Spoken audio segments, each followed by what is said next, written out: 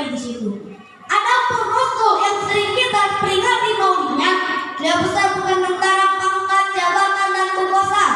Beliau besar bukan karena harta, benda dan kekayaan. Beliau besar bukan karena dibesar-besarkan oleh umatnya, tapi beliau besar dibesarkan oleh Allah Subhanahu wa Ta'ala. Hadirin rahimahullah, dalam satu kalimat yang indah, Imam Bushairi menyampaikan qasidah burdahnya, kepribadian beliau dengan untayan kata, Rasulullah itu tinggi martabat bagai rembulan, tabah dan ulat laksana masa, dermawan bahasa udah luas di lubuk lembah. Itu sebabnya beliau oleh Allah jadikan figur, jadi model dan simbol sebagai contoh bagi kehidupan umat Islam.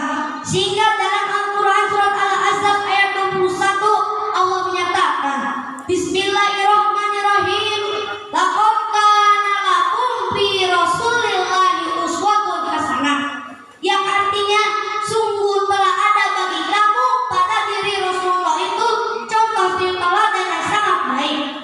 Hadirin rahimahullah, timbul pertanyaan, mengapa Rasul menjadi contoh buat kita? Beliau menjadi contoh buat kita karena pribadi beliau lengkap, yang artinya jikalau kita seorang pemimpin, beliau seorang pemimpin. Jikalau kita seorang jenderal, beliau memimpin tentara di medan perang. Jikalau kita seorang guru, beliau mengajar temannya di masjid. Jikalau kita seorang kepala rumah tangga, beliau punya anak dan istri. Jikalau kita seorang pedagang, beliau pedagangnya jujur. Jikalau kita seorang mubalik, beliau berdakwah menyampaikan Islam kepada manusia. Di dalam keseluruhannya itu tercermin uswatun hasanah, contoh suri teladan yang sangat baik. Mata kebiasaan asal seorang muslim yang tidak mencontoh pribadi beliau.